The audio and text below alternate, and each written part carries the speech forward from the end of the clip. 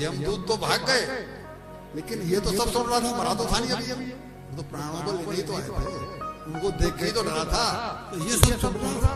अब इसको हुआ कि ये तो कमाल हो गया, मेरी मौत मुझे तो यमराज के दूत लेने के लिए आए और मेरे मुंह से झूठ मूठ भगवान नारायण का नाम निकला और झूठ मूठ के नाम को भगवान ने मंजूर कर लिया और उनके दूतों ने मुझे बचा लिया।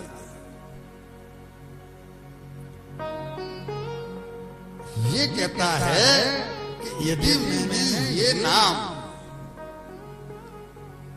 हर सपन से लिया, मैंने अगर भगवान का सच में भजन किया होता तो आज मेरी मुक्ति हो गई होती। वो इसको ले नहीं गए, वो छोड़ गए, देवदूत भी नहीं ले गए, उससे बचा तो लिया लेकिन देवदूत भी ले नहीं गए।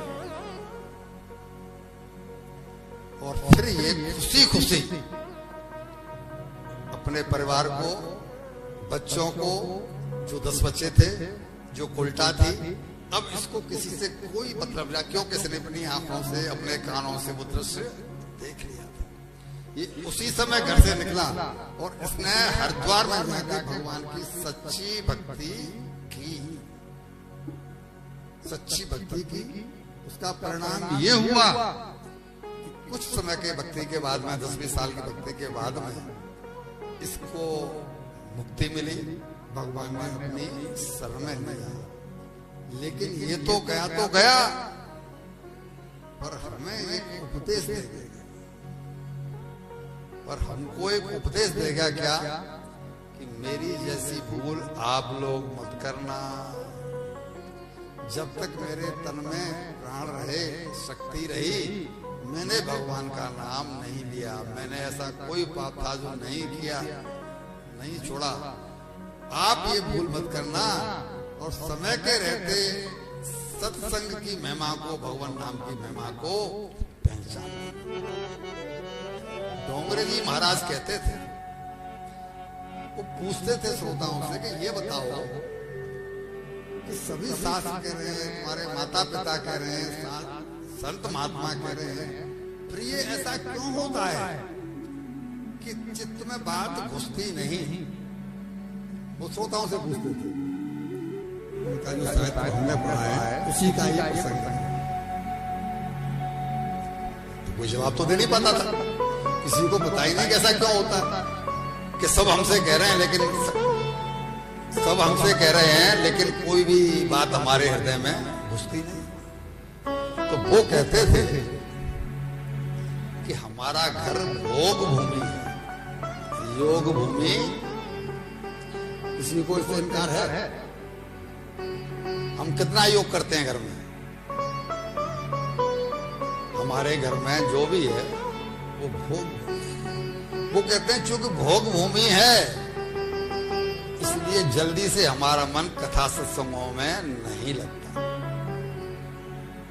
और विषय भोगों में लिप्त रहकर न जातु काम कामाना चुप भोगे न साम्यति भविष्या कृष्ण वर्तमेव भूय एवा विपर्दते।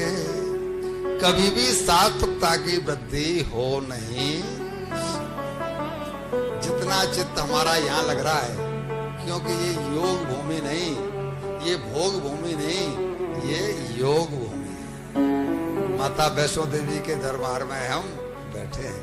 माता वैष्णो देवी हमारे जिस दिन से आए हैं उस दिन से ये विग्रह विराजमान है कि नहीं है? यहाँ के सभी को ये बात स्वीकार होगी कि नहीं होगी कि हाँ, यहाँ के परमाणु वाकई में पॉजिटिव है, क्योंकि ये योग भूमि है, इसलिए हमारा चित्त लग रहा है। हमारी 2 बातें आपको हम बात भले 50 सुना में, लेकिन 1 या 2 अच्छी लग रही हैं। लेकिन प्रश्न यही है कि ये बातें घर में क्यों नहीं अच्छी लगती? माता पिता किसी को सिखाते कि तू पाप कर, माता पिता किसी को सिखाते तू ऐसा कर वैसा कर, नहीं सिखाते। लेकिन वहां हमारी बात समझ में नहीं आती, क्योंकि वो भोग भूमि है। तुलसीदास जी ने यही बात कहा है कि बिन सत्संग न हरि कथा ते बिन मोहन भार, और मोह गए बिन राम पद, होय न दृढ़ बैराग्य, सियावर रामचंद्र जी की जय। बोलो सब संतन की जय।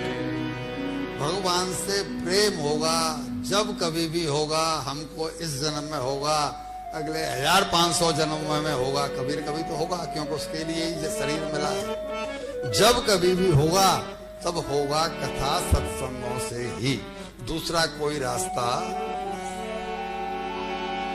अब वो सुनाते